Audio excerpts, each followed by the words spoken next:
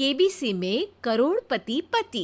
सूरज के जीवन का एक ही फंडा था कि मेहनत तो गधा भी करता है, घर बैठे जो कमाए समझदार वही होता है। इसीलिए उसने कभी नौकरी ही नहीं ढूंढी। इस बात से हालांकि उसकी पत्नी शिखा बिल्कुल भी अग्री नहीं करती थी, पर फिर भी सूरज को समझाना बेकार था। टीवी में कैसे बनोगे करोड़पति का ऐड देखकर उसे लगा कि बस अब तो घर बैठे ही वो करोड़पति बन सकता है, और उसके पीछे उसने अपने सारे सोर्सेस एक्टिव कर दिए। 2 हफ्ते में उसके कलीग के साले के पड़ोसी के बेटे का सोर्स निकलता है जो कि उसे शो में पहुंचा सकता है, और सूरज उससे मिलने चला जाता है। अच्छा, तो हमें मुकेश जी बता रहे थे कि आप हमें शो में पहुंचा सकते हैं। हाँ, उसमें कोई तकलीफ नहीं है। मैं कल अगर कोशिश करूँ तो इसी महीने में आपका नंबर आ जाएगा। अरे ये तो बहुत बढ़िया हो गया। अच्छा, वो सिलेबस और क्वेश्चन पेपर का कोई जुगाड़ है क्या? हैं? उसका तो कोई जुगाड़ नहीं है। तो वो वाकई में कुछ भी पूछ सकते हैं? हाँ, वो तो बच्चन जी पर है, जो पढ़ते हैं वो पूछ लेते हैं। पहली कोशिश फेल होने पर अब सूरज के सामने एक बहुत बड़ा सवाल था कि आखिर जवाब कहाँ से लाए। तब शिखा ने एक सजेशन दिया, क्यों ना सूरज अपने चचेरे भाई सुमित से मदद मांगे, जो कि यूपीएससी की तैयारी कर रहा था। हालांकि इतनी मेहनत करना सूरज को समझ में नहीं आता था, पर कोई और रास्ता ना मिलने पर वो आखिर सुमित से बात करता है। अरे सुमित, हमारा कैसे बनोगे करोड़पति के लिए सिलेक्शन होने वाला है। तुम हमें थोड़े चिट बनाने में मदद करोगे क्या? अरे भैया, चिट बनाए तो सालों हो गए, उसमें हमारा एक्सपर्टीज नहीं है, बल्कि आप बोलो तो हम आपकी पढ़ने में ज़रूर मदद कर सकते हैं। हट, कैसी अनाप शराब बातें कर रहा है तू। सूरज ने सुमित को मना तो कर दिया था, पर तैयारी करने के सिवाय कोई चारा उसे दिख भी नहीं रहा था। खासकर जब 12 के पेपर लीक करने के एक्सपर्ट शुक्ला जो भी हाथ जोड़ लेते हैं। आखिर सूरज को सुमित के पास जाना ही पड़ा, और उसने सुमित और शिखा से वादा किया कि वो बहुत मेहनत करेगा। 1 महीने की तैयारी के बाद फाइनल हुआ कि शो से 1 हफ्ते पहले एक ट्रायल खेला जाएगा, जहां पर सारे रिश्तेदार ऑडियंस की जगह पर होंगे और शिखा सवाल पूछेगी। दूर दराज से भी रिश्तेदार आकर हाजिर हो गए देखने कि आखिर कैसे बनेगा सुमित करोड़पति। सब कुछ सेट था, और इतने में सूरज आकर अपना स्पीच देता है। ये 1 महीना मेरे लिए आसान नहीं था, पर अपने भाई सुमित और अपनी पत्नी शिखा की मदद से मैं इतनी दूर पहुंच पाया हूँ।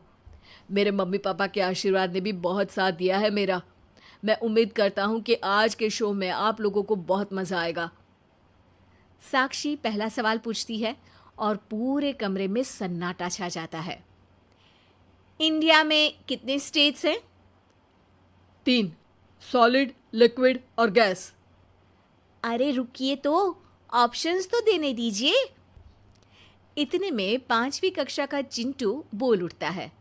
अरे क्या मामा, आप तो पहले सवाल पर ही आउट हो गए। अरे बेटा, पहला सवाल तो ट्रायल होता है ना।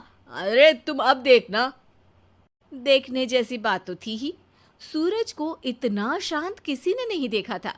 कभी कभी तो लगता था मानो सूरज आंख खोलकर ही सो गया हो। मामा जल्दी करो प्लीज, कल सुबह पनवेल भी तो निकलना है। अरे हट, कंसंट्रेट करने दे मुझे। 3 सवाल में 3 लाइफलाइन खत्म हो चुकी थी, और अब चौथे सवाल पर भी सूरज का मौन नहीं टूटा। पर सूरज अभी भी हार मानने को तैयार नहीं था। उधर हर कोई सूरज को छोड़ सुमित को देख रहे थे। आखिर सुमित ने ही तो पढ़ाया था सूरज को। गजब बेइज्जती है यार। अरे बेटा, तो बाप का, दादा का, भाई का, सबका नाम बुड़वाएगा। अरे 3 लाइफलाइन ले ली तो भी तेरा कुछ नहीं होना है। अरे कोई इतनी बात करता है क्या शो पर? अरे बेटा, शो पर तेरे जैसे भी तो नहीं आते ना। सूरज की ये जंग आखिर 1 घंटे बाद 5वें सवाल पर खत्म हो गई, जब उसने इंडिया के नेशनल बर्ड का नाम कहा, कौवा। अरे बेटा, मजा तो बहुत आया, बस थोड़ा टाइम पर खत्म होता तो आनंद भी आ जाता। ताने बारिश के बूंदों की तरह बरस रहे थे और सूरज को भी समझ आ रहा था कि ये करोड़पति बनना शायद उसके बस के बाहर की बात है। पर वो आखिर ये बात मान कैसे लेता? वो सख्त लौंडा जो ठहरा, उसने सोचा कि बेइज्जती तो हो ही चुकी है, पर अगर मैं हार नहीं मानूं तो शायद कुछ हो सकता है।